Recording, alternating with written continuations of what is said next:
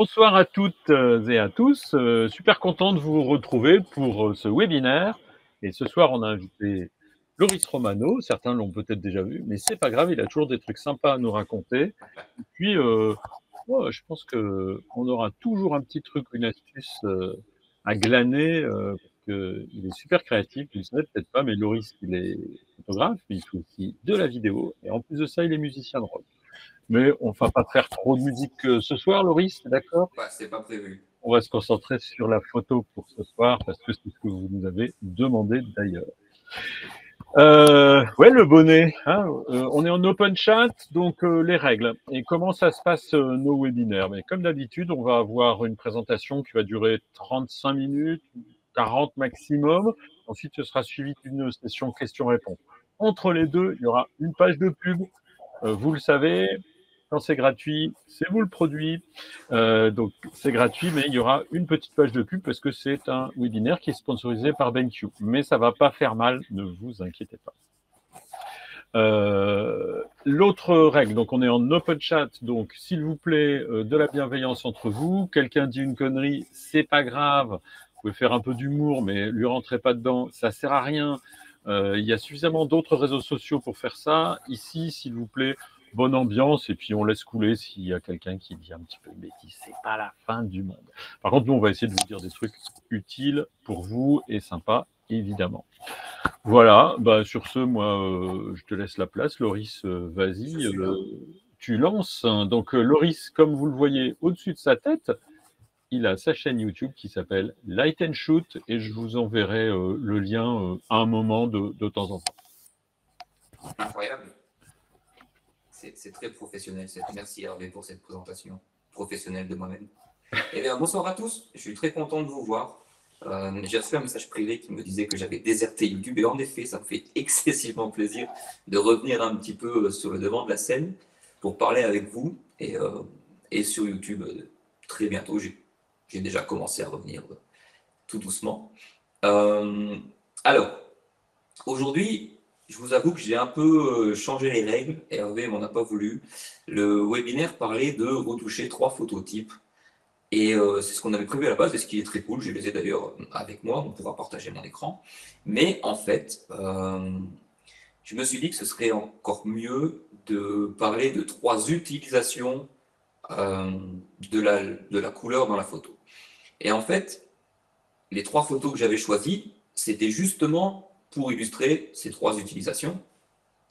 Et je me suis dit que finalement, ce serait dommage de s'arrêter à 3 photos. Donc moi, j'en ai sélectionné pas mal par bloc du coup. Et à chaque fois, on pourra voir les photos qui sont sorties du boîtier, donc les RAW qui sont bruts. Trop loin de micro. C'est bizarre, non, que je sois pas loin du micro. Je peux changer de micro au pire? Bougez pas. Ouais, essaye, vas-y. Hein. Je vais changer de micro. Vous me direz si c'est... C'est les joies du direct, donc nous sommes en direct du studio de Romba.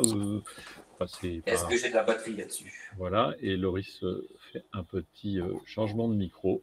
Voilà, les jouets du direct. Sinon, ce qu'on fera, c'est que on vous proposera de mettre le son un peu plus fort chez vous, mais on va quand même tenter avec un autre micro. Donc, micro numéro 2.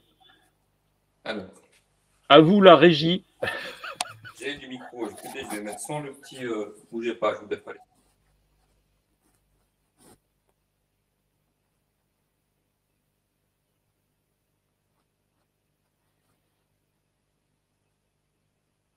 Alors pendant qu'il fait ça, donc Loris, il a sa chaîne YouTube qui s'appelle Light and Shoot, qui a beaucoup de sujets autour de l'éclairage, mais aussi du traitement de la couleur, de la créativité, de comment traduire les émotions à travers son travail photographique. Je trouve que c'est assez intéressant.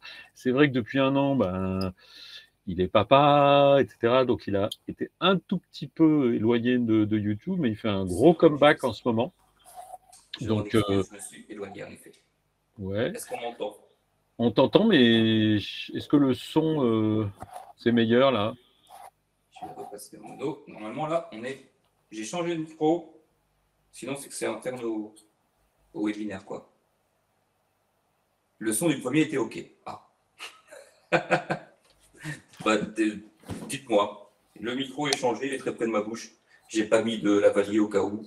Non, c'est bien. Écoute, c'est bon. C'est bien. Par contre, faudra pas que tu chuchotes des petits sons. Promis. Alors du coup, je reviens où j'en étais. Allez, go. J'avais montré donc 3 photos que vous avez pu voir sur l'événement. Et je m'étais dit, je voulais montrer 3 utilisations de la couleur dans mon travail, avec des photos très différentes. Et je me suis dit que c'était dommage de s'arrêter à ces 3 photos, parce qu'il y aurait quand même beaucoup de choses à dire. Les 3 axes de ce webinaire, pour moi, seront utiliser la couleur pour avoir des photos vraies, pour avoir des photos qui ne sont pas forcément... je sépare le côté traitement, qu'on n'est pas obligé de traiter beaucoup, mais qui sont le plus agréables à l'œil quand même. C'est-à-dire que parfois, on va voir des photographes qui font des photos qui ont l'air tout droit sorties du boîtier, mais qui ont quand même quelque chose qui marche, quoi. Mais pourtant, on a quand même l'impression que les tons de peau sont clean, que les verts sont clean, enfin que tout marche, mais on se dit, bah, ça a quand même dû être traité. Ce sera le premier axe. Le deuxième axe sera utiliser la couleur pour le côté visuel. Et ça, on va le décliner en deux, c'est-à-dire qu'on va parler à la fois de la couleur directement à la prise de vue, chose que je fais beaucoup pour ceux qui me connaissent, et ensuite, on va s'occuper de la couleur, pourquoi pas en post-prod, parce qu'il y a des fois où on peut aussi se servir de virage de couleur ou autre pour avoir un côté ultra visuel. Et enfin, dernière chose, on va aller sur utiliser la couleur pour, pourquoi pas, faire passer un message ou pour servir un propos. Et ça, on va voir une série que j'ai créée récemment qui a plutôt bien marché et qui, du coup, va parler d'opposition franche de couleurs et qui va avoir un impact direct sur le modèle, sur sa position, enfin sur le rendu de la photo. Donc, ce sera à peu près ça le chemin. À savoir que j'ai le chat sous les yeux et j'aime beaucoup faire ça quand on fait des webinaires parce que s'il faut rebondir, bah, je rebondis avec grand plaisir et donc du coup je jetterai quand même tant que possible un œil sur le chat et s'il y a des questions ou des remarques qui me permettent de rebondir ou de montrer autre chose que je n'avais pas forcément prévu, bah, on le fera avec grand plaisir. Du coup, où en est-on? On va commencer par un travail que je suis en plein dedans, c'est en train de s'arrêter. On va parler un peu de reportage photo de mariage. Dans le reportage de mariage, je fais un travail qui est excessivement éloigné de ce qu'on peut voir en studio, par exemple. Il m'arrive très rarement de sortir des gélatines pour des photos de couple en mariage. Il m'arrive très rarement d'aller chercher des éclairages impossibles. En mariage, en général, je veux avoir quelque chose de brut. C'est un peu comme ça que je définirais ma DA de mariage. C'est brut et émotionnel, quoi. C'est-à-dire que je veux avoir des photos qui sont les témoins de ce qui s'est passé. Donc je mets rien en scène, à part peut-être les photos de couple si on me le demande, mais je me fais, je dirais pas que je me fais tout petit, mais je me fais tellement présent qu'on m'oublie. Mon but pour moi, quand je fais du mariage, c'est d'être un invité. Et en vrai, je trouve que c'est génial de se dire, bah tiens, je suis payé pour être invité à des mariages. C'est un peu ça, ma philosophie. Et quand au final, les gens me demandent, mais au fait, toi, tu es un copain des mariés, tu n'es pas le photographe, enfin, ils te connaissaient. Bah, je me dis, j'ai réussi mon truc. Pourquoi je parle de ça? Parce que on va commencer à regarder un peu des photos. Ouais, vas-y, n'hésite pas à illustrer avec une ou deux photos de mariage. J'arrive, regarde, j'appuie là-dessus, voilà. Et on le voit là-dessus. Hop, là. Alors, exemple tout bête sur un reportage comme celui-ci. Ce qu'il faut comprendre, c'est que on va avoir de la photo très classique et de la photo un peu moins. Je vais vous dérouler un peu ce mariage et puis peut-être un autre après, pour qu'on comprenne un peu ma façon de faire. Si vous voulez, cette photo-là, c'est une photo qui pour moi marche très bien dans sa colorimétrie, parce qu'on a une espèce d'uniformité avec les côtés pastels sur les visages, sur les comment ça s'appelle ces choses, les blouses de chambre, sur du peignoir, et sur le côté maison derrière avec un grand mur uni. J'ai eu de la chance, un peu tôt, et donc on a quelque chose sur une colorimétrie qui marche. On pourrait penser qu'il y a une retouche excessive, et à chaque fois sur ce webinaire, je vais vous montrer un petit peu ce qui a été fait. Et en fait, on voit que finalement, pas grand-chose. J'ai globalement simplement illuminé un peu les tons peau, et puis j'ai enlevé le vignettage qui était créé surtout par mon objectif. Mais en fait, on voit que le plus gros, chez moi, globalement, et fait la prise de vue. Là où je veux en venir, c'est que en reportage, en mariage ou en photo d'événementiel, peu importe, la chose la plus importante pour la colorimétrie, pour moi, c'est la balance des blancs. Si votre balance des blancs, elle est bien gérée à la prise de vue, vous pourrez vous permettre d'appliquer un preset que vous aurez créé, ou que vous trouverez qui marchera pour votre appareil, voire même de rappeler un profil de votre appareil photo, parce que, à savoir que comment ça s'appelle, que les dérotiseurs, enfin donc les choses qui permettent de traiter les photos, font ce qu'on appelle du reverse engineering et qui en fait vont vous proposer une solution très proche de ce que votre appareil a shooté. C'est toujours dans la partie caméra matching. C'est-à-dire que moi, je shoot en Sony. Si je clique là-dessus, ben, je vais avoir exactement tous les profils que je retrouve dans mon Sony. Je shoot en standard. Donc, du coup, si je mets Sony standard, j'aurai exactement, si Adobe a bien travaillé, pour le cas de Lightroom, j'aurai exactement ce que j'ai shooté avec le boîtier. Et donc, du coup, l'idée, c'est de se dire, ben, shooter propre à la prise de vue et surtout avec une balance des blancs qui marche. Alors, attention, il y en a peut-être qui vont me tomber dessus, mais ça, c'est pas grave. Quand je dis balance des blancs qui marche, je ne parle pas forcément d'une balance des blancs juste en tout point. Je ne vous dis pas qu'il faut que le point blanc soit le plus blanc possible. Moi, je sais que j'ai tendance à shooter parfois un peu plus chaud. C'est un choix que je fais, c'est un choix que j'assume pleinement. Et j'aime bien, en mariage, avoir, je vais vous en dérouler quelques-unes, avoir des images un peu chaudes, mais vous voyez, avec une douceur assez certaine. Là, alors cette témoin-là, elle était visuellement très cool parce qu'en fait, elle avait le rôle du témoin récent, c'est-à-dire qu'elle faisait à la fois des souvenirs avec son téléphone, elle préparait également les apéros pour les copines. L'abus d'alcool est dangereux pour la santé, je le répète pour la photo suivante.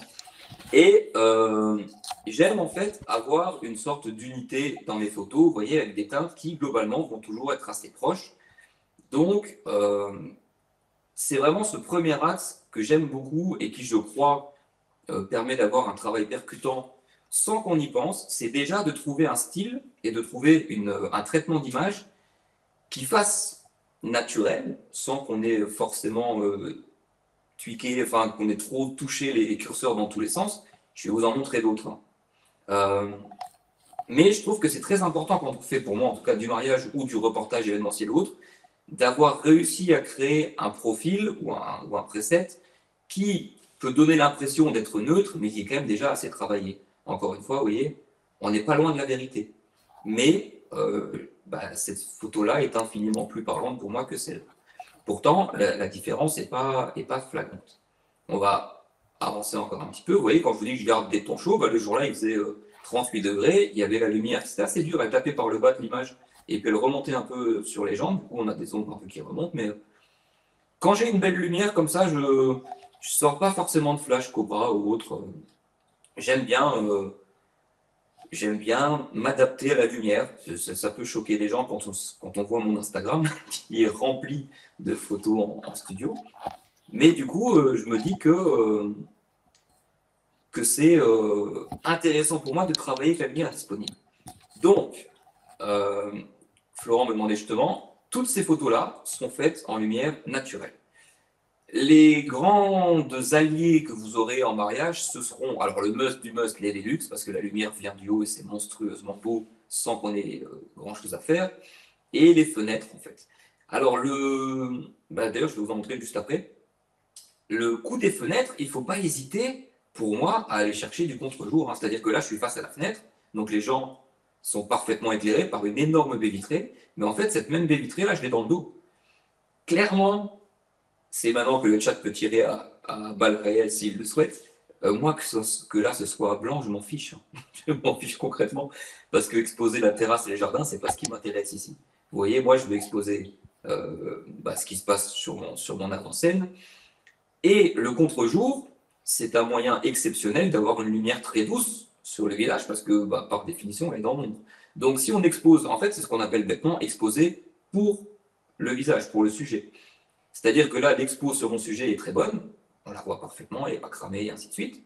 Mais du coup, derrière, c'est excessivement surex. Mais c'est des choix, en fait, c'est des choix à faire. Et je trouve que cette photo-là, bah, elle a une douceur qui est plutôt cool, et que cette partie blanche-là bah, ne gêne en rien la lecture de la photo. Donc, comme je le disais, pour moi, les entrées de lumière seront évidemment vos meilleurs amis, mais on n'est pas obligé de toujours se mettre face à la lumière. Alors après, forcément, voilà, là on est face à la lumière. Donc on a une photo qui est éclairée uniformément. Et encore une fois, si je vous montre, j'ai déjà montré sur celle-là, on va vous montrer sur une autre par exemple. On voit que, vous voyez, on n'est quand même jamais très loin de la réalité. J'aime vraiment ce côté pastel en, en mariage qui est adouci un peu. Alors on est vraiment sur un webinaire technique, on peut regarder un peu ce qui se passe, mais j'aime bien apporter du contraste avec les courbes. Je trouve qu'en général, c'est un peu plus fin que ces boutons-là qui sont un peu vénères. J'aime bien commencer par ici et puis finir là-bas. Mais donc, vous voyez que on n'est pas toujours obligé de passer des heures sur une photo si la prise de vue est soignée. Je vous parlais de contre-jour, justement, on va passer sur une photo en noir et blanc. Des fois, j'aime dire que on peut servir les photos par la couleur en s'en passant. Et c'est con à dire, mais l'absence de couleur peut parfois être beaucoup plus sympathique sur une photo que vouloir à tout prix mettre de la couleur. Cette photo-là, en couleur, elle était jolie, mais pas incroyable, parce qu'en fait, bah, ce qu'il faut voir, c'est que tous les joints sont jaunes. Et ça donne un côté, pour ceux qui ont mon âge, je trouve vieux McDonald's, avec ce jaune McDonald's, clairement. Et je trouvais que ça bouffait carrément l'image, à savoir que c'est une demoiselle qui a changé 2 fois de robe, donc là, c'était la 2e fois. Elle se changeait à l'église, donc on a eu la salle qu'on a eue. C'était la salle du presbytère, c'était excessivement pas joli, mais par contre, il y avait ce mur de verre sur lequel on a pu commencer à aller chercher du coup des choses assez sympas. Et mais vous voyez que sinon, c'est une salle classique avec un faux plafond pas très joli, et ainsi de suite. Mais donc, il y a des fois où se passer de couleur, c'est le meilleur moyen de la mettre en valeur. Ça, c'est peut-être un petit aparté. Et en fait, du reste, comme je vous le disais, ce mariage, je l'ai traité vraiment dans cette optique d'avoir des photos qui sont très agréables à l'œil, mais qui paraissent naturelles. Je m'explique. Ici, encore une fois, j'ai été pastelliser un peu le tout, j'ai été enlever un peu de saturation sur les verts, sur les jaunes, pour rendre le fond un petit peu plus facile. J'aimerais bien vous trouver la chose qui est là. Pour rendre la chose un peu facile à regarder. Ah, c'est ici. Voilà. Hop, on peut mettre tout. Parfait. Vous voyez la saturation que je vous ai parlé, des jaunes, des verts, on a été baissé parce que pour rendre le truc un peu moins criard, je vous donne ma façon de faire, évidemment, vous avez le droit de ne pas être d'accord. Il y a des gens qui peuvent préférer avec des lumières avec des couleurs plus chaudes, mais je vous montre comment moi j'ai traité ce mariage. Et vous voyez, j'ai un enfant qui a des très beaux yeux, qui a une lumière sur lui qui est monstrueuse, et du coup, je me suis dit, ce serait bien que le fond n'aille pas enlever ce côté très premier plan. J'ai une très grande ouverture parce que là derrière, c'est une barrière en bois qui n'est pas très jolie. Mais vous voyez que sur tous ces portraits, il y a cette chose où, à chaque fois, on n'est quand même pas très loin de la vérité. Je vais rajouter toujours du contraste, souvent agir un peu sur les verts. Mon bouton préféré, c'est celui-ci, là, parce que celui qui va me donner des verts un peu plus, vous voyez, il ne faut pas aller trop loin, évidemment, mais un peu plus profond et un peu moins jaune, du coup. Ça, c'est vraiment, dans le TSL, la teinte verte, c'est, je pense, un de ceux qui me sert le plus et qui me permettent d'avoir ce genre de vert-là, vous voyez la différence? Ce genre de vert pas criard. J'aime bien ce côté, ici, je trouve que le vert et jaune, il bouffe un peu la vedette aux demoiselles d'honneur. Alors qu'ici, ça s'efface un petit peu. On est très léger, encore une fois, mais c'est la première partie du webinaire. On est très léger. Mais j'aime ce côté de me dire, j'ai trouvé un preset ou une façon de travailler qui va comment expliquer ça? Qui va me permettre d'avoir un traitement rapide et efficace que je vais pouvoir appliquer en lot à un reportage événementiel. Déjà, ça fait gagner beaucoup de temps, et puis de me dire que je vais trouver flatteur pour chaque image.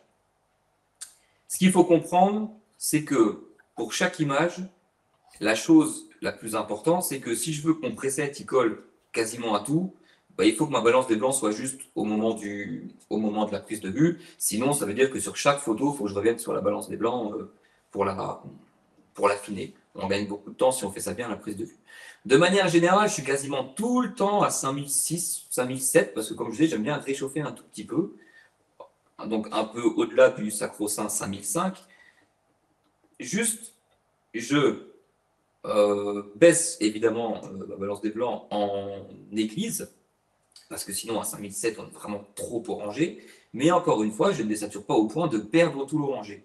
Je ne veux pas forcément que mon point blanc soit blanc tout le temps. Je m'en fiche un peu de ça, c'est une donnée qui ne rentre pas en compte dans mes photos. Et en effet, si on désature les couleurs, ça va jouer sur les couleurs de peau. C'est pour ça que moi, ce que j'aime beaucoup, c'est aller jouer avec ça, parce que du coup, le vert, il intervient quasiment jamais dans les teintes de peau, le jaune un peu plus, mais on va pouvoir aller chercher des choses assez finement. Faire un preset qui marche dans beaucoup de situations, ça prend du temps, mais c'est un truc que quand on a réussi à le faire, on est vachement content. On va passer sur la séance couple de ce mariage pour vous montrer deux façons d'aborder justement les photos. Là, je reste dans cette même idéologie de me dire, je veux des photos qui fassent naturel. J'ai rajouté un peu de contraste, j'ai agi un peu sur les verts. Bon, je vous apprends plus rien, depuis tout à l'heure, je vous montre la même chose. Ça me fait des photos qui sont quand même naturelles, qui sont quand même excessivement contrastées. Moi, c'est ce que j'aime beaucoup. Alors oui, j'ai vu passer une question sur un filtre de diff. On pourrait penser qu'il y en a un là, mais il n'y en a pas. Ça passe vraiment à travers les feuillages, donc ça apporte une lumière très douce.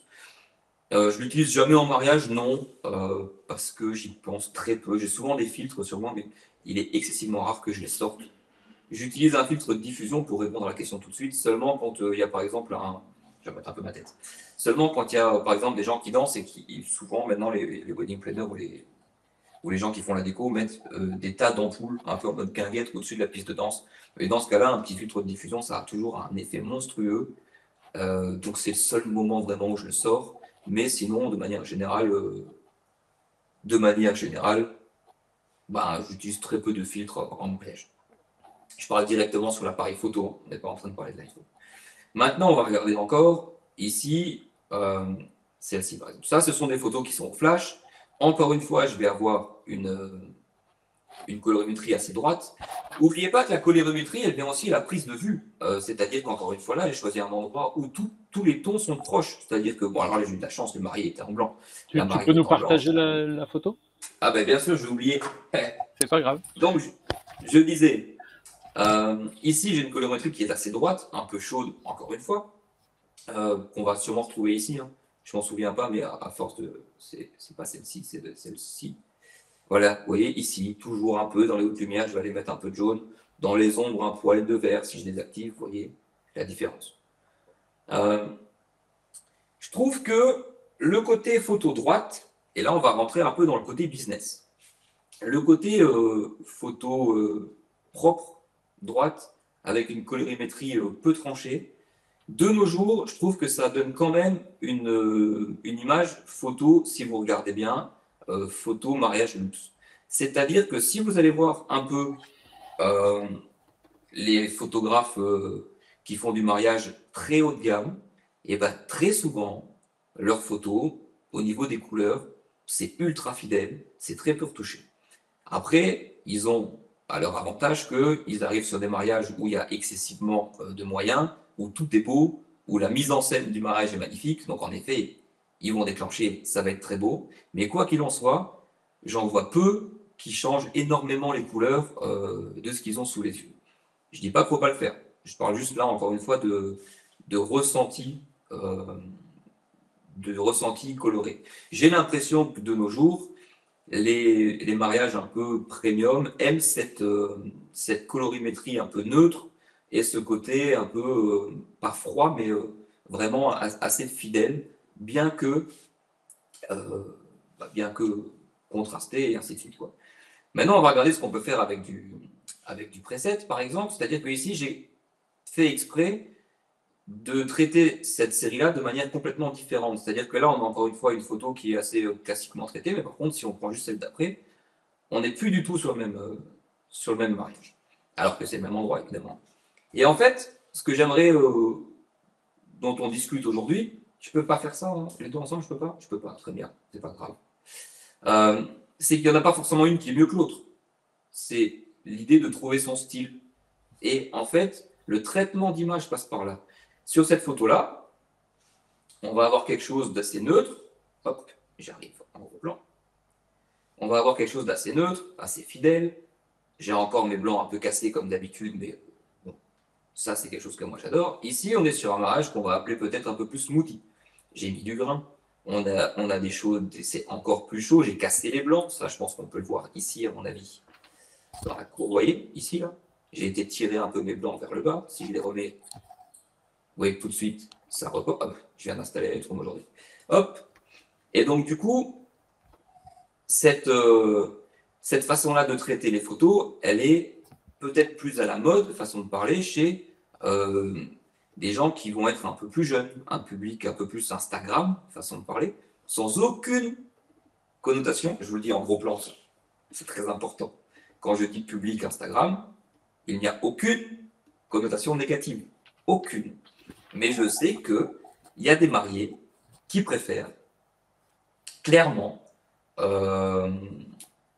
avoir des photos un peu traitées dans ce style ou autre. Maintenant, est-ce que c'est à vous de vous plier à ce que les mariés veulent ou est-ce que c'est à vous de trouver votre style? Ça, je vous laisse décider. Alors, les blancs sont cramés, ça m'étonnerait. Ça n'a pas l'air de garder l'histogramme. Non. Il n'y a rien de. Il n'y a rien de cramé. Après, je ne sais pas si la diffusion du webinaire altère un petit peu les images. Mais en général, alors si les blancs sont cramés, là, on en a reparlé tout à l'heure. Ici, les blancs sont cramés, très clairement. Et ça, on l'a vu tout à l'heure. Donc, cette première partie, là, on voit qu'on est en train de joindre les deux choses, qui est, est-ce que j'ai besoin de couleurs fidèles en mariage ou pas? Tout est une question de choix. Celle-là, elle n'était pas censée être dedans. Hop. Maintenant, celle-là, on la verra plus tard. On va passer sur un mariage où on est sur de la photo de soirée. Et où, cette fois-ci, j'ai fait le parti pris. Tu veux bien repartager l'écran? Ouais. Super. Je viens de voir. J'ai fait le parti pris où je me suis dit, cette fois-ci, bah, les mariés étaient très jeunes. Et ils avaient, alors ça, les gens qui font du mariage vont parfois me dire, ce serait cool que ce soit tout le temps comme ça.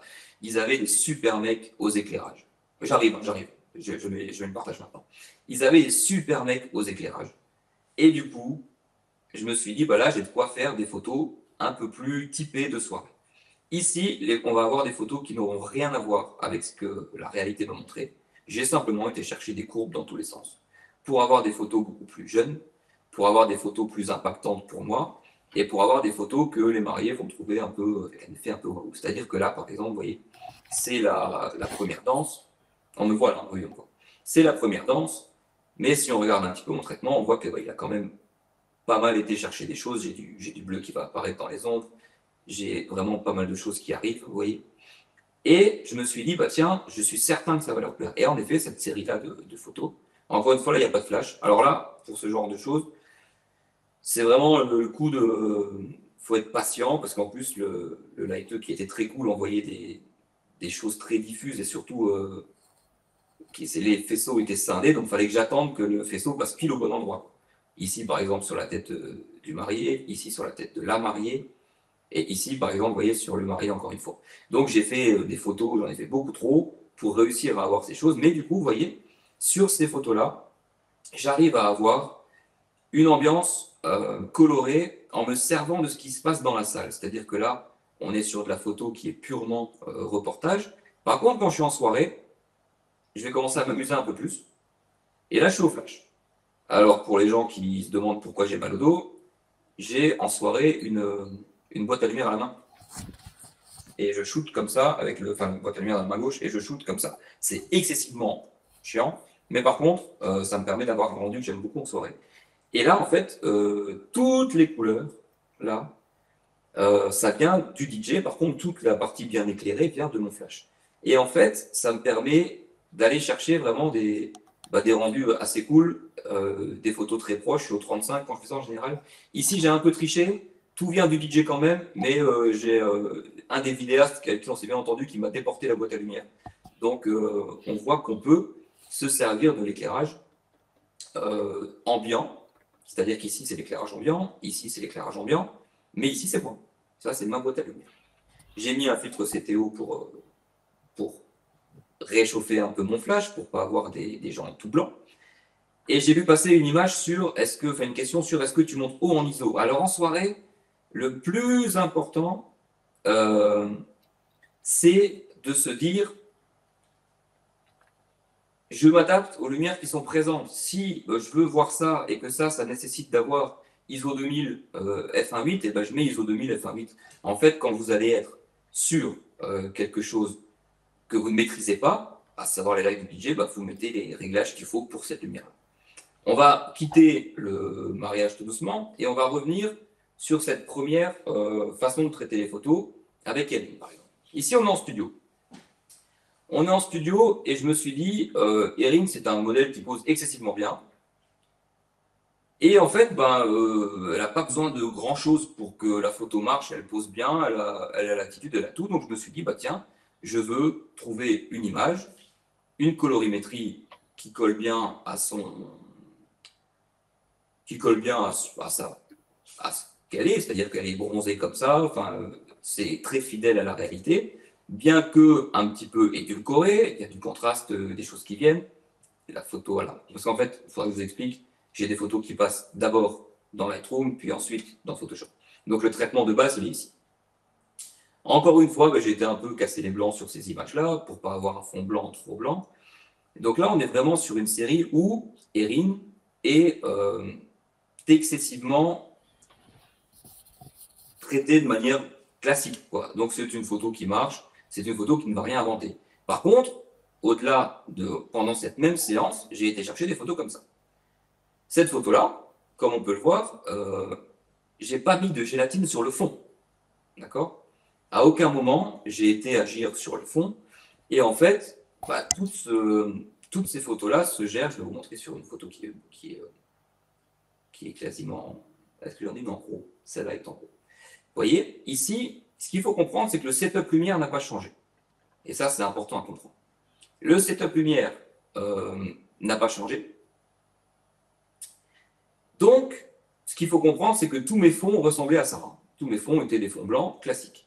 À part que moi, quand j'ai traité ma séance, au bout d'un moment, j'ai trouvé ça bien et pratique pour des photos un peu proches et pour des photos un peu intimes. Mais au moment où elle commençait à être un peu prise en photo de plus loin, voire à faire des poses un peu plus qui prennent de la place et tout, ce fond blanc, il m'embêtait un peu. Et en fait, on peut tout à fait aller chercher de la colorimétrie, encore une fois, via les courbes. C'est-à-dire que, n'oubliez pas que les courbes, vous avez la courbe générale qui permet de gérer le contraste, mais vous avez aussi des courbes par canal de couleur. C'est-à-dire que si je vais changer ici, vous voyez, j'ai absolument toute ma colorimétrie qui va changer.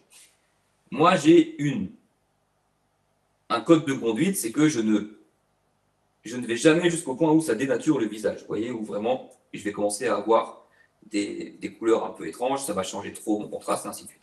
Par contre, tant qu'on reste dans une colorimétrie qui est maintenue avec aucune cassure dans la colorimétrie et ainsi de suite, je n'hésite pas à m'amuser avec les courbes principalement. Il y a aussi cet outil-là qui marche bien, qui s'appelle Color Grading maintenant, il s'appelait TSL à l'époque. Et vous voyez, par exemple, tout mon fond qui est un peu vert vient d'ici. Alors, pourquoi? Tout simplement parce qu'une fois qu'on a compris comment ça marche, ici, vous voyez que j'agis sur les hautes lumières, et en fait, mon fond est blanc. Donc, comme mon fond est blanc, on est sur les hautes lumières, donc si je touche ça, ça va toucher quasiment que mon fond. Façon de parler. C'est une manière, en fait, façon de parler, de scinder les choses pour sa colorimétrie, ce qui me permet, du coup, comme j'ai un fond qui est uniforme et blanc, je peux agir dessus. Ça va agir également un peu sur son visage. Ça ne me dérange pas, ça fait une uniformité sur la photo. Mais la différence entre ces photos-là, du coup,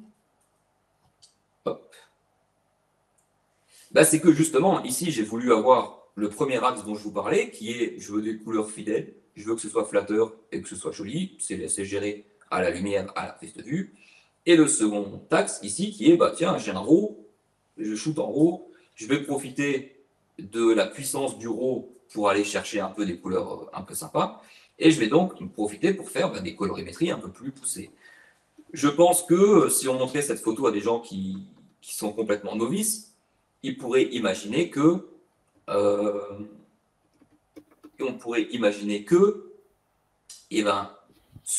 a été shooté sur fond bleu, sur un fond pastel, voir que j'ai mis une lumière colorée sur le fond, alors que pas du tout. Ça peut aussi se gérer directement à la prise de vue. Oui, en effet, hein, il y a des gens qui me disent que depuis, ça marche de mieux en mieux, on peut le voir tout de suite, que maintenant on a le masquage qui marche. C'est-à-dire que ça devient dopé à l'IA quand même, Lightroom et puis tous les autres évidemment. Ça devient dopé à l'IA et donc on peut maintenant en un clic, hop, aller chercher un sujet. Et du coup, il va me trouver Erin. C'est un peu long parce que on est en live avec ça. Il va me trouver Erin et j'ai fait un match, j'ai fait genre forcément. Hop, sélectionner un sujet. Voilà, il m'a trouvé Erin. Donc en effet, maintenant je peux inverser le masque si j'en ai envie. Hop, et aller agir, encore une fois, cette fois-ci que sur le fond. Ça devient possible, hein, sans aucun problème. À part que, du coup, en faisant ça, maintenant, vous voyez qu'on a Erin qui n'est plus tellement relié au fond. En faisant ça, on va changer la couleur du fond et on ne va pas toucher à Erin, ce qui peut être ultra bien si le modèle est éclairé de manière neutre et qu'on veut faire comme si on avait un fond de couleur. Ça, c'est la méthode qui marcherait parfaitement pour faire comme si j'avais un fond de couleur. Maintenant, moi, ce que j'aime de la manière dont j'ai travaillé en traitant du coup cette photo comme ça, c'est que je vais l'enlever quand même du coup. Hop. Ce que j'aime du coup, c'est que Erin finalement prend. Hop. C'est que Erin finalement va prendre un peu de la couleur du fond sur ses hautes lumières à elle. Vous voyez, ici, là. Et c'est-à-dire qu'on va avoir une sorte d'uniformité, comme si vraiment la photo gagnait une uniformité générale. Et c'est pour ça que j'aime bien travailler, moi, sur les photos globales. Et je travaille honnêtement très très peu avec les masques. Parce que c'est pas un truc qui me parle. Qui me parle. Voilà. J'aime bien traiter la photo dans la globalité. J'utilise les masques quand j'ai besoin vraiment de changer la couleur d'un fond précisément. J'ai travaillé pour la Ligue 1 récemment et on avait des fonds à shooter, enfin une erreur de livraison Amazon. Je me suis retrouvé sur un shoot avec pas le bon fond, et ben à ce moment-là, évidemment, j'ai utilisé les masques pour changer la couleur du fond et garder le joueur tel qu'il était. Donc ça, c'est vraiment cette partie. J'aime retoucher les photos. Maintenant, ce qu'on peut voir, c'est si on faisait ça directement à la prise de vue. Pourquoi pas? Est-ce que je les ai là dedans? Je pense que oui. Ou alors j'ai oublié de les mettre. Elles sont là. Ici, on est typiquement sur des photos comme j'aime. Et si on regarde ce qui se passait sur l'avant-après, on voit que j'ai... Alors, pour les gens qui demandent, oui, je shoot globalement exposé à droite, parce que ça se voit du coup la manière dont cette photo a été traitée par la suite. On voit que du coup, cette fois-ci, j'ai utilisé les couleurs directement à la prise de vue. J'ai un modèle qui a des jambes interminables, qui s'est habillé tout en argenté. Et je me suis dit, elle est très forte pour faire des poses un peu qui vont dans tous les sens de ce style-là, par exemple. Et je me suis dit, ce serait quand même cool. Voilà, ça c'est une des photos que je préfère de ce shooting. Encore une fois, là, toutes les couleurs sont faites à la prise de vue. D'ailleurs, la photo, hop, voilà, ça c'est ma photo telle qu'elle apparaît en sortie de boîtier, quoi. Je vais essayer de vous la mettre. Hop, je peux la mettre en plein écran. Ça, c'est ma photo en sortie de boîtier. On peut dézoomer un peu. On peut dézoomer un peu. Et ça, c'est ma photo traitée par la suite avec quelques courbes et puis en réchauffant les hautes lumières, encore une fois. Encore une fois, je ne vais jamais bien loin. C'est toujours ici que ça se passe chez moi. Vous voyez, ce côté un peu vert-jaune sur la peau, il vient d'ici. Et donc là, on est vraiment sur l'utilisation de la lumière qui est one shot, directement en studio. C'est personnellement le travail que je préfère. C'est un travail qui me permet de me dire, tiens, c'est moi qui vais maîtriser tous mes contrastes, qui vais maîtriser toute ma lumière et qui va me permettre de faire l'image que j'ai envie d'avoir. C'est-à-dire que ici, j'ai voulu jouer sur le mouvement. Donc j'ai, pour ceux qui demandent comment ça marche, un flash plus une lumière continue. La lumière continue est là pour imprimer le mouvement, le flash est là pour figer. Je suis au second rideau, donc elle lance son pied, j'ai toute la trace de la boîte argentée, et ensuite mon flash vient figer par la suite. Je me suis amusé avec des couleurs jaunes sur ses jambes, parce que du coup, je me suis dit la vitesse, la chaleur, le côté un petit peu très rapide, ça m'est venu sur ce shooting comme ça. Mais donc, vous voyez que là, on est sur quelque chose de différent, où on a été chercher les couleurs directement à la prise de vue. Tout comme ici, par exemple, où j'ai été chercher des couleurs directement à la prise de vue. On m'a demandé tout à l'heure si j'utilisais des filtres de diffusion. Alors non, peu, souvent en vidéo, peu en photo. Mais ici, par exemple, j'ai des filtres qui me servent à faire du flou. C'est-à-dire que c'est un filtre qui est coupé en deux avec un petit bout de verre et qui me permet en fait me permet de flouter un peu une partie de l'image pour donner une dynamique et pour mettre vraiment en valeur le sujet qui m'intéressait. Ici, par exemple, d'ailleurs, je vois que ça a l'air beaucoup plus clair sur le. C'est ça que je pense que quelqu'un demandait si c'était cramé tout à l'heure sur les blancs.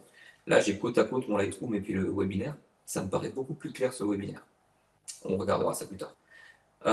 Ici, je voulais simplement mettre en avant le visage de Lucie en mettant un peu moins sa tenue. Donc, j'ai un Fresnel qui est très fermé sur son visage pour apporter la lumière qui est sur le visage, deux flashs bleus à l'arrière, et du coup, pour apporter le visage, pour apporter la vision vers le visage, j'ai flouté tout le bas, et comme ça, concrètement, ce qui nous saute au visage, c'est le sien, c'est son visage à elle. Et je me dis, ce travail-là, il se fait à la fois avec la couleur, parce qu'on est sur des couleurs qui sont complètement opposées, et du coup, on va pouvoir avoir au milieu de tout ce bleu, et en plus de cette tache lumineuse, avoir le visage de Lucie qui ressort parfaitement. C'est vraiment ce deuxième axe qui me plaît le plus, c'est de dire je vais aller choisir mes photos, mes couleurs à la prise de vue, mais rien n'empêche, encore une fois, au sein de la même séance, d'avoir une photo sur fond blanc. Là, toute cette teinte verdâtre n'existe absolument pas sur l'image de base. D'ailleurs, ça se voit parce que si j'avais mis une gélatine, pour le fond, j'aurais coloré beaucoup plus les ombres ici. Enfin, ici, ma photo était sur fond blanc, mais j'ai créé des presets Lightroom qui me permettent de verdir un peu le fond, de jaunir le fond et du coup les teints de peau, pour donner un côté un peu plus travaillé, pour donner un côté un peu plus original, pour ne pas avoir tout le temps des photos sur fond blanc. Il faut savoir que je vais vous montrer ma tête un petit peu parce que je vais dire un truc qui m'est personnel. J'ai vraiment un problème, et un problème très chiant, c'est que les photos sur fond blanc m'ennuient très très vite. C'est les photos sur fond blanc, au bout d'un moment, j'ai l'impression que je fais du catalogue La Redoute du matin au soir. Si je fais deux shoots de suite sur fond blanc, j'ai envie de mettre des flèches avec le prix des vêtements et je me dis, j'ai plus envie de faire ça. Et donc, du coup, jouer avec la couleur et les courbes et la colorimétrie, c'est un moyen pour moi de me faire aimer de nouveau shooter sur fond blanc en disant je vais m'occuper de la pose, je vais m'occuper de l'éclairage et on va être un peu plus fou sur le color grading, je déteste les gens qui parlent anglais, je le fais tout le temps, insupportable. Et on va sur le traitement d'image, on va y aller un peu plus fort pour aller chercher quelque chose d'un petit peu plus léché, original, façon de parler. Je ne suis pas en train de vous dire qu'il faut tout le temps aller chercher des colorimétries barrées, mais il y a quand même des fois où ça peut changer toute une photo et ça peut donner vraiment un univers complètement différent en photo. Alors, on m'a demandé quel était le modeler pour éclairer ça. Je vais vous le montrer tout de suite, on verra cette photo-là après. Le modeler ici, c'est un Fresnel fermé.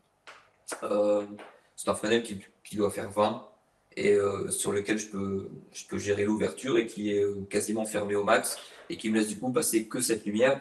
Et on voit que c'est un Fresnel parce que la lumière du coup est excessivement dure. Mais après, l'image entière est adoucie par le fait que j'ai deux flashs par l'arrière qui vont venir me remplir un petit peu de temps, et ainsi de suite. Donc, si j'avais vraiment mis que le Fresnel, la photo serait irregardable. On n'aurait vraiment que sa tête dans la lumière avec une ombre imbuvable ici. Donc, c'est pour ça que en général, il faut regarder cette lumière dans sa globalité pour comprendre comment il marche. Je vais regarder s'il y a quelques questions. On va passer à une dernière série qui est très cool en studio. Les gens me demandent spot, demi-spot ou matriciel. Je shoot 99% du temps tout manuel. Je shoot sur hybride. J'ai le rendu globalement dans mon appareil, dans mon viseur quand je fais du reportage. Et j'ai 3 molettes sur mon appareil, ouverture, ISO, vitesse, j'ai besoin de rien d'autre. Et donc, du coup, je m'embête pas. Je shoot tout le temps, tout le temps, tout le temps en manuel. Je m'embête pas avec ça. On va repartir sur maintenant la dernière, le Maxi Best of Super Plus, qui sera cette série-là que j'ai beaucoup aimé faire. Voilà. Sur cette série-là, on va à la fois mêler le fait de avoir des lumières qui servent le sujet, c'est quand même du coup le Graal, et à la fois avoir des lumières qui servent l'œil, c'est-à-dire que physiquement ce soit joli. Et par contre, il y a peut-être des gens qui se sont posé la question quand ils ont vu cette série, qui est une série qui s'approche doucement, on expliquera tout à l'heure comment ça fonctionne dans ma tête, ce genre de série. Cette série n'est que très peu retouchée, traitée. Enfin, je sais qu'il y a des gens pour qui la retouche, c'est genre enlever des choses sur la photo et du coup le développement sur cette photo, il n'y a eu que du développement et encore, elle est très peu développée. C'est-à-dire que si maintenant je vous mets la photo de base à côté, vous voyez qu'on est quand même pas loin du tout de ce qui s'est passé devant mes yeux, quoi. J'ai été enlever un peu le rouge pour le rendre un peu plus orange et j'ai été travailler un peu sur le visage pour l'avoir un petit peu plus, vous voyez, un peu plus cyan, j'ai envie de dire, et pour qu'il se démarque un peu plus et j'ai donné un peu de grain. En fait, l'idée que j'avais sur cette image, et donc sur cette série, c'était de parler des gens silencieux, des gens qui ne se mettent pas en avant, des gens qui au milieu de la foule s'effacent. C'était un peu mon idée à moi. Et donc, le but de cette série, c'était de partir de quelque chose de très loin. Et donc, en fait, le monde tel qu'on le voit, la foule, les interactions étaient ben, étaient symbolisées par ce halo rouge énorme, le rouge qui peut être le feu, qui peut être l'hyperactivité, tout ce genre de choses.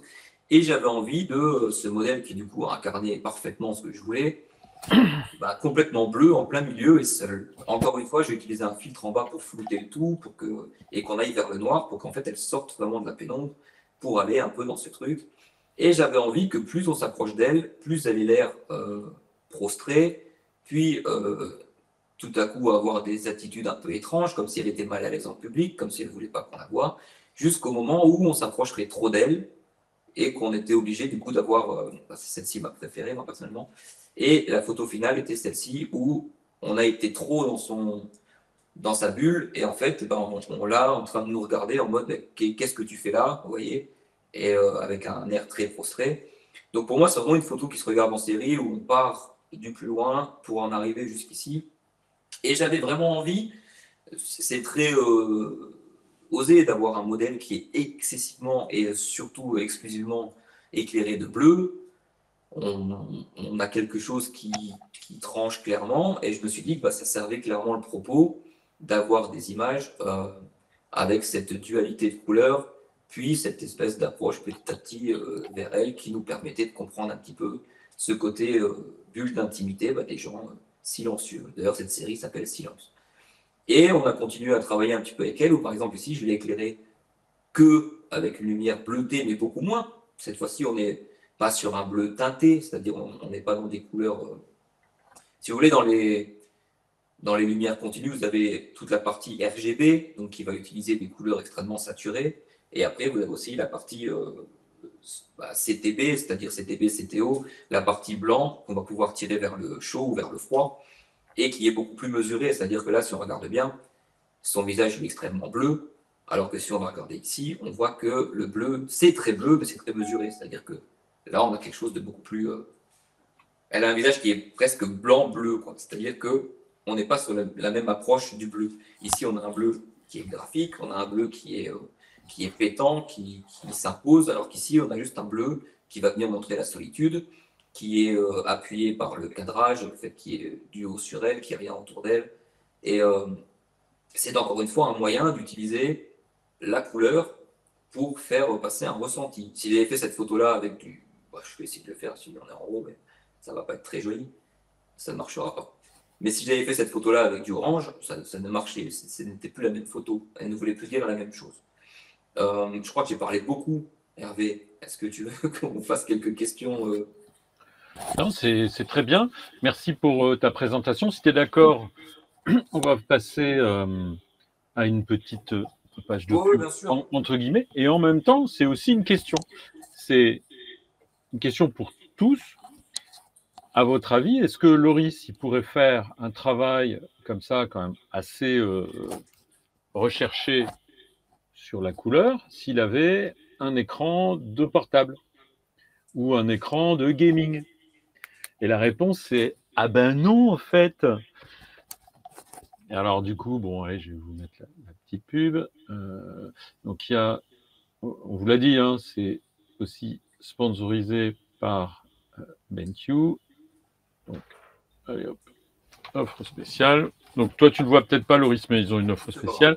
Et en fait, Loris, quand il travaille toutes ces images, il n'y a pas de secret.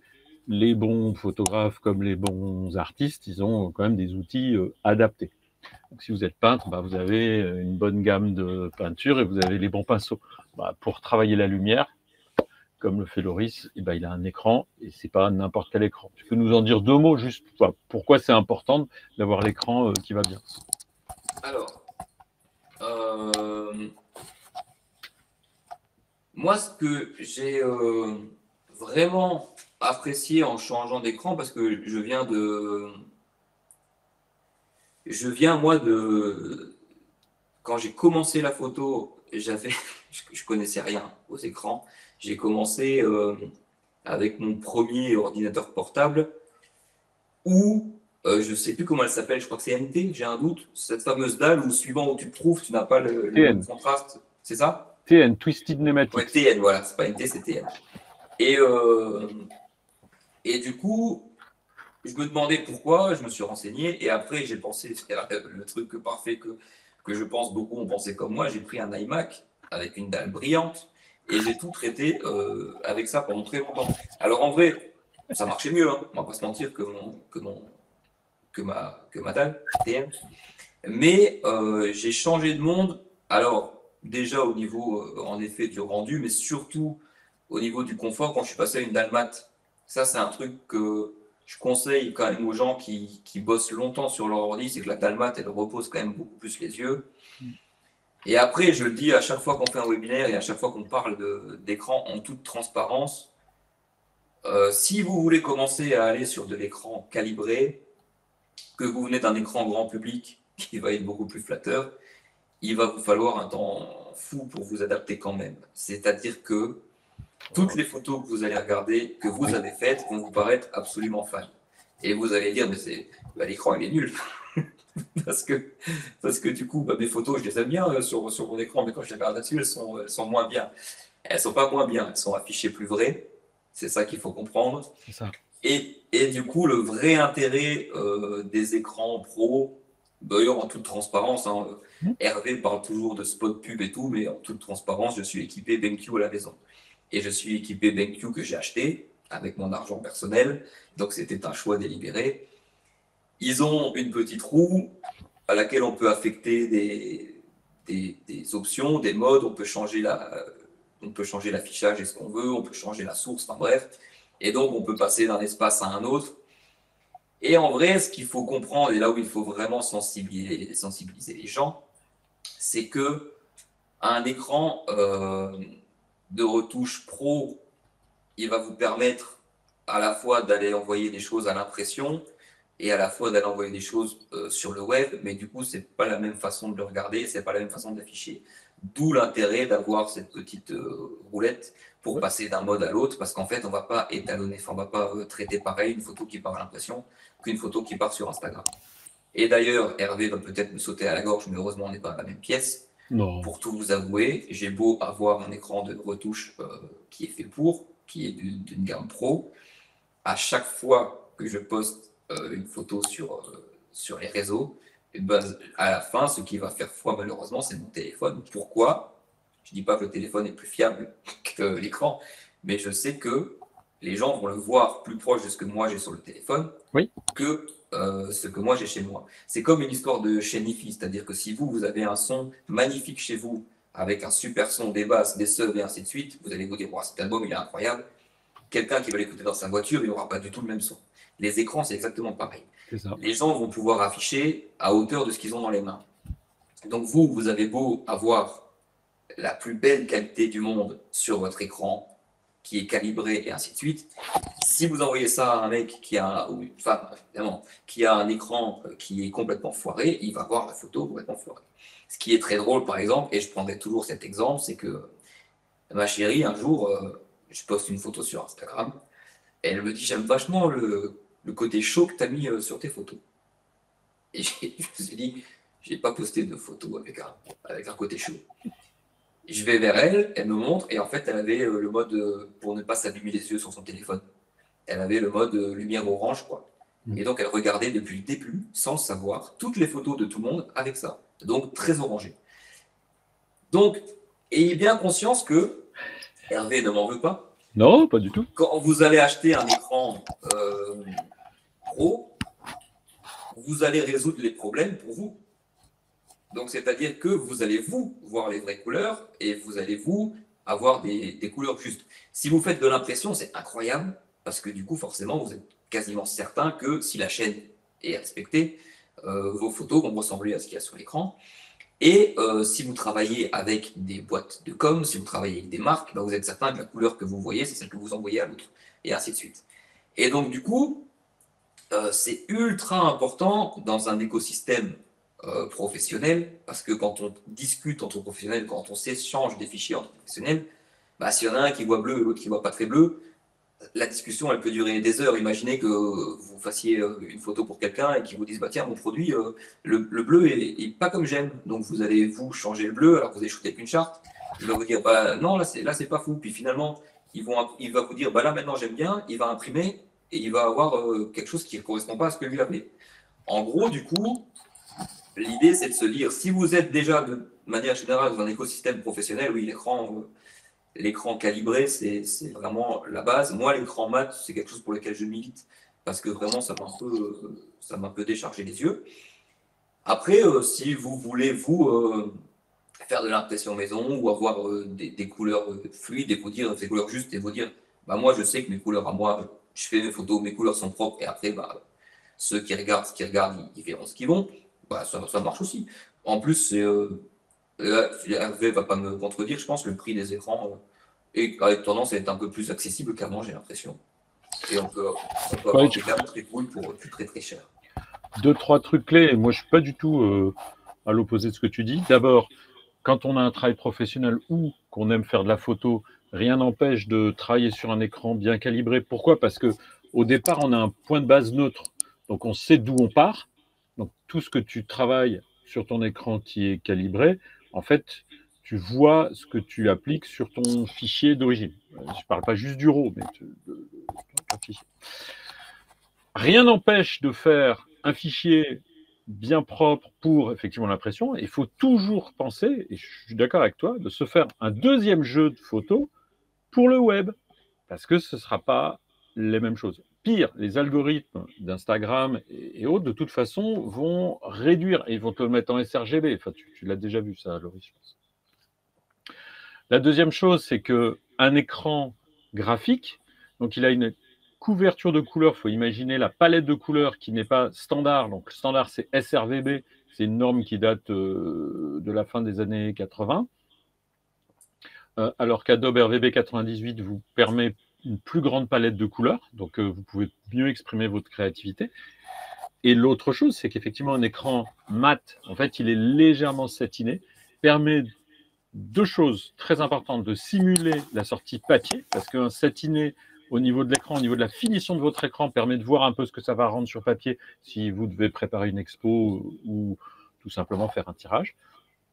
Mais ça a aussi un énorme effet, c'est que ça abîme moins les yeux, parce que les écrans brillants, ils donnent une image qui est plus flatteuse, mais ça fatigue plus les yeux aussi. Et beaucoup de photographes, si on leur met côte à côte la même image, écran brillant, écran mat légèrement satiné, ils disent mais c'est vachement plus confortable pour travailler. Et quand vous faites de la retouche photo, alors vous avez le droit de me dire que vous faites une session de retouche en 10 minutes, j'y crois pas une seconde. Généralement, ça dure plusieurs heures. Tu me dis le contraire, Loris? Bah, moi, j'ai des journées entières de traitement d'image. Bah, c'est normal. Donc Ça pique un peu à la fin. écran mat légèrement satiné, donc on va avoir les marques qui sont de bonne qualité, dont BenQ là qu'on présente. Et vous avez vu que les premiers prix, par exemple sur un 24 pouces, c'est le SW242, on est à 499 € TTC. Oui, c'est cher, mais j'ai mon 24 pouces et je le rajoute à un ordinateur portable, je peux avoir mes palettes, mes outils sur l'ordinateur portable et mon image plein pot sur le 24 pouces. Ça peut être une solution. Après, si votre budget vous permet d'aller un peu plus loin, 27 pouces, c'est plus proche de la vision humaine et donc c'est pas mal. 32 pouces, si vous faites de la photo et de la vidéo, vous savez très bien qu'il y a des palettes partout. Il faut gérer et le son et l'image. Les nodes, si vous êtes dans DaVinci Resolve, un 32 pouces, ça peut être sympa. Donc, on vous a mis des offres et avec Graphic Réseau, alors j'ai mis la date jusqu'au 8 octobre. Ça fait un peu plus de 100 € de remise là, sur les 27 et les 32. Je sais plus. Enfin, il y a différents trucs, vous les avez. La taille, ok. La résolution, oui, c'est que des écrans avec de bonnes résolutions. Hein, ce dont on vous parle, un écran graphique, il n'aura pas une résolution merdique. Les écrans de gaming, eux, donnent la priorité au rafraîchissement. Et en photographie, ça ne sert à rien. Par contre, oui, priorité à la palette de couleurs, une finition légèrement mate, avec une bonne résolution. Et là, vous avez quand même quelque chose sur lequel vous allez pouvoir travailler vos images. Voilà, j'arrête. C'était pas vraiment une page de pub, mais c'était aussi des explications. J'espère que c'est clair. Il y a Laurent qui me demande du coup comment je m'en sors pour livrer à mes clients les photos que je colorise. En vrai, c'est ce que je disais au début. Moi, du coup, je suis équipé. J'ai mon écran qui est calibré. Donc, je sais ce que j'envoie. Mais encore une fois, je ne peux pas maîtriser ce qu'ils vont se voir. Après, il est quand même assez rare qu'on ait des photos où genre les visages des gens deviennent verts. Hein. Il y a souvent des écrans qui vont pousser plus les contrastes. Donc finalement, on peut peut-être envoyer une photo qui va paraître bouchée alors qu'elle n'était pas à la base. Mais on ne pourra jamais malheureusement maîtriser ce que les gens voient de ce qu'on envoie. Après, on peut prendre des précautions en pourquoi pas ne contrastant pas trop les choses. Chez moi, si je dois envoyer des choses très très grand public, euh, je vais pas forcément les traiter fond. Je vais pas coller mes noirs vers le bas, je vais laisser un poil de marge. Ça m'arrive de réfléchir à ce genre de choses en me disant, je sais que les écrans de téléphone sont un peu plus contrastés, je sais que ça va saturer un peu plus, et ainsi de suite. Mais après, je pense qu'il faut se détacher de l'idée de qu'est-ce que les gens vont voir, parce que les gens verront avec ce qu'ils ont entre les mains, et malheureusement, ça, je ne pense pas qu'un jour une solution puisse arriver pour que tout le monde ait quelque chose d'égal dans les mains. Quoi. Le juge de paix, le tirage papier, Jacques, je me permets de t'appeler Jacques parce que tu t'appelles Jacques. J'ai récemment acheté une bonne imprimante et je suis tombé dans un piège incroyable parce que je suis devenu complètement accro à trouver le bon papier pour la bonne image, à me dire, tiens, avec ce noir et blanc profond, le papier là, il irait vachement bien. Donc j'ai acheté des tas de papiers, j'ai fait des photos comparatives, mais c'est une drogue. C'est incroyable. Et en fait, on revient au plaisir de tirer son image, de la voir sortir. Alors, on voit un peu ces euros qui sortent en même temps parce que les imprimantes avec des encres pigments, ça coûte quand même assez cher à la feuille. Mais je me suis retrouvé, dis-toi, Jacques, en peut-être 3 semaines à acheter et l'imprimante. Et puis d'un coup, j'ai acheté quelque chose pour contre-coller le dibon. Et ma maison est devenue un musée. Voilà. Ni plus ni moins. Et donc, c'est vrai que, encore une fois, écran calibré, imprimante calibrée, je mettais les profils des papiers directement dans l'imprimante et j'ai eu absolument aucun souci à l'impression sur des photos très sombres, sur des photos très claires, sur des photos colorées. C'est toujours très très cool. Quoi. Super. On prend encore une ou deux questions et puis on clôturera. Qu'est-ce que donc Daniel, tu fais une intervention qui est très intéressante. Il faut vraiment que vous ayez du matériel qui est adapté à votre activité. En effet, si tu shootes avec des millions et des millions de pixels et que tu as besoin de voir les moindres détails, il existe des écrans 5K qui pour toi sont indispensables. Et le plus important sur le matériel, c'est ce que je dis toujours, et c'est pour ça que des fois, tous les vendeurs ne sont pas mes meilleurs amis, il ne faut pas tout acheter, il faut acheter ce qui vous convient. Et parfois, le plus n'est pas le mieux. C'est-à-dire que je prends pour dissocier complètement de la thématique du soir, je prends le cas des boîtiers photo. Je n'ai jamais acheté le boîtier phare de la marque. Genre, moi, je suis chez Sony.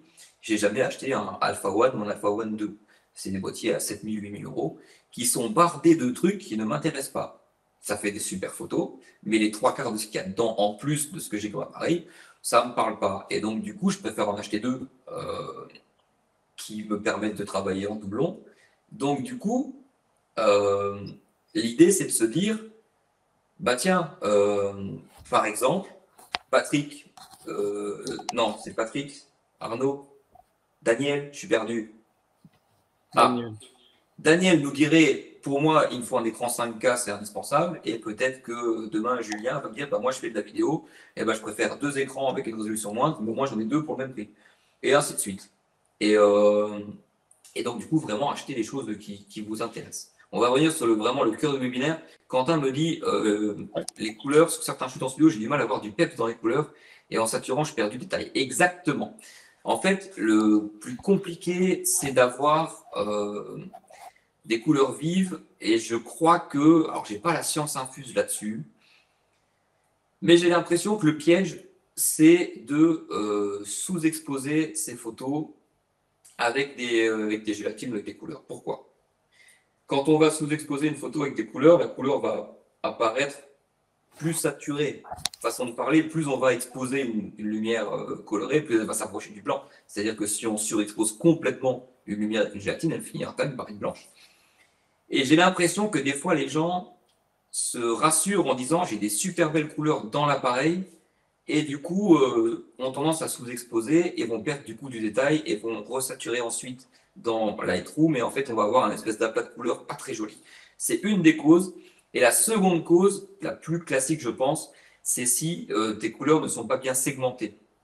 En gros, pour que tes couleurs vivent pleinement, il faut que elles aient leur place. En fait, quand je fais des workshops, j'utilise toujours la, bah, l'analogie de la guerre des gangs, parce que c'est très parlant. Je dis, les photos colorées, c'est une série Netflix. Il faut s'imaginer qu'en gros, chaque couleur est un gang et que chaque gang veut son territoire.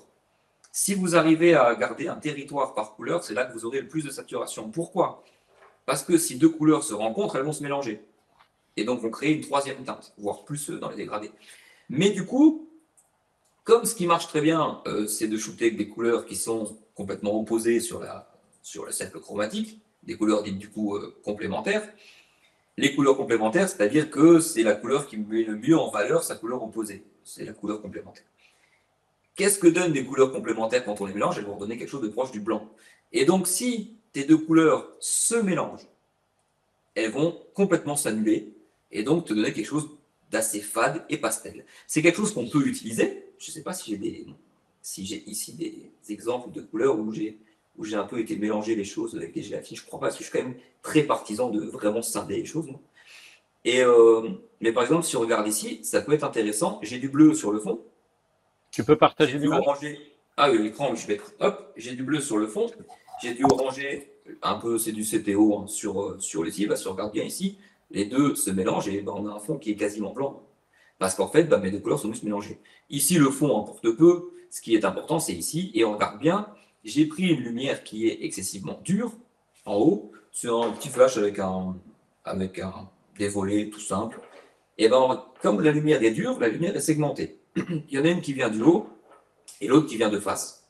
Alors, pour le setup humain de cette photo, j'ai un mini flash en haut avec un tout petit volet. C'est vraiment comme ça, c'est le A2 hein, de chez Profoto pour ceux qui demandent. Et en face, j'ai une boîte à lumière qui va envoyer du bleu partout. La manière de segmenter la lumière, elle va se comprendre vraiment ici et elle va se comprendre ici. Je m'explique. Si vous regardez bien, ici, j'ai du jaunâtre, ici, j'ai du bleu. Michel jaunâtre, pour ceux qui aiment mes blagues nulles. Et ici, j'ai de nouveau du jaune avant de partir vraiment dans le bleu.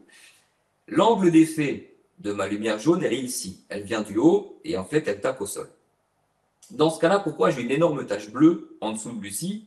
Parce qu'en fait, Lucie va créer de l'ombre à cette lumière-là. C'est-à-dire que la lumière va éclairer Lucie, mais du coup, Lucie crée de l'ombre au sol pour cette lumière du haut. Mais comme elle crée de l'ombre au sol, ça devient automatiquement sombre, noir. Mais comme moi, j'envoie d'une autre direction de la lumière bleue, et ben cette ombre, automatiquement, va devenir bleue.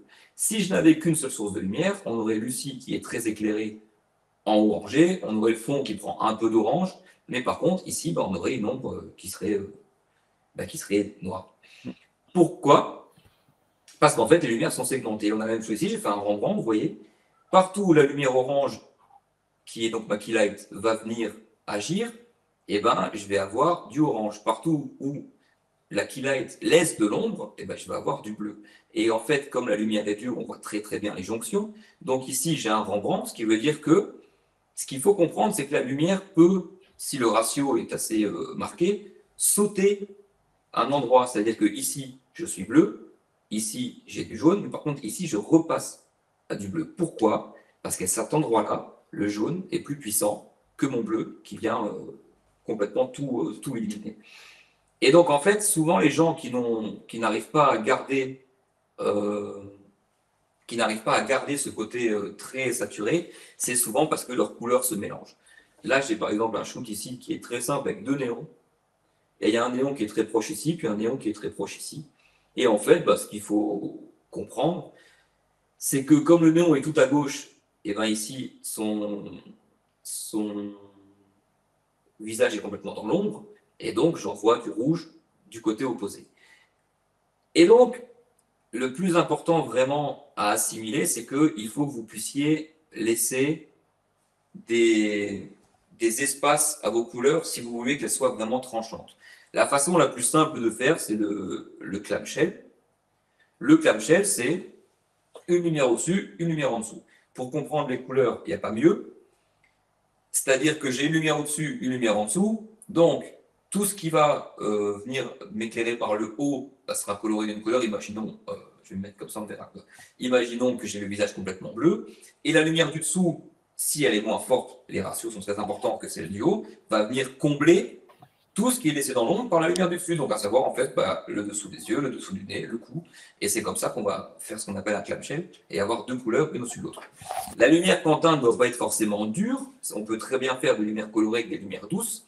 Mais en effet, quand elle est dure, c'est un poil plus facile de créer, de l'ombre tranchée, quoi.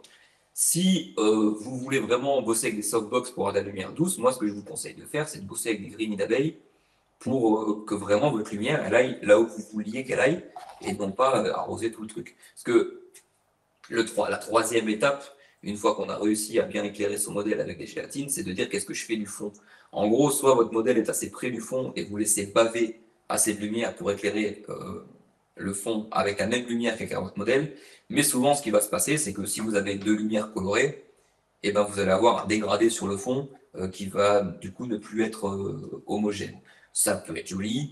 Là, on rentre dans des trucs plus techniques je pourrais parler des heures de ce genre de choses. Donc, alors, justement, pour terminer, moi, ce que je vous propose, on va arrêter là pour ce soir. Merci beaucoup pour vos questions, vos interactions. Vous pouvez retrouver Loris sur sa chaîne YouTube. Je vous l'ai déjà diffusé 2 fois, et puis vous l'aurez dans l'email que je vais vous envoyer. Et d'autre part, si jamais vous allez au salon de la photo, Loris sera présent sur le stand de l'UMESCA. L'UMESCA, c'est aussi le partenaire qui organise cet événement.